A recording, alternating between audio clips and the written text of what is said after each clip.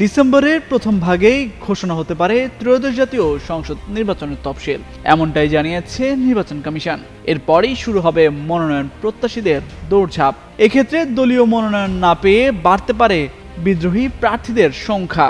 এমন সময়কে কাজে লাগাতে পারে কার্যক্রম নিষিদ্ধ আওয়ামী লীগ। নির্বাচন বানচাল ও দেশের পরিস্থিতি অস্থিতিশীল করতে আরো ভয়ঙ্কর হয়ে উঠতে পারে দলের পলাতক নেতারা, এমনটাই শঙ্কা প্রকাশ করেছেন সাবেক সংসদ সদস্য ও রাজনৈতিক বিশ্লেষক গোলাম মাওলা রনি।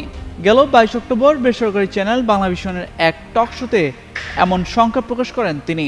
স্কিন শুষ্ক রুক্ষ হয়ে যাবে বলে কি বাইরে যাবে না? জাস্ট 1 2 3 4 করো, স্কিনটাকে রিভাইভ করো। জানান আওয়ামী লীগের ক্ষমতাধরদের বেশিরভাগই ধরা পড়েনি, বরং তারা কলকাতায় অবস্থান করছেন। সেখানে বসেই প্রতিপক্ষদের অশান্তিতে রাখতে বিভিন্ন পরিকল্পনা সাজাচ্ছেন। তফসিল ঘোষণার 7 দিনের মধ্যে ঢাকা থেকে অনেক প্রার্থী মনোনয়নপত্র নিয়ে মাওয়া ঘাট পার হতে পারবে না। পদ্মা নদীতে অনেককেই ফেলে দেওয়া হবে, অনেককে পদ্মার ব্রিজের মধ্যে দাঁড়িয়ে গাড়িসহ ফেলে দেওয়া হবে।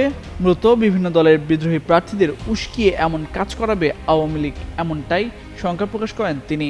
শঙ্কা প্রকাশ করে তিনি আরো বলেন, 2024 সালে যেমন ডামি নির্বাচন হয়েছে তার চেয়েও ভয়ঙ্কর পরিস্থিতি এবার তৈরি হয়ে যাবে। 2024 সালে যা ঘটেছিল তা এবার 100 গুণ ভয়ঙ্কর হতে পারে, কিন্তু তখন প্রশাসন তৎকালীন সরকার প্রধান শেখ হাসিনার নিয়ন্ত্রণে ছিল।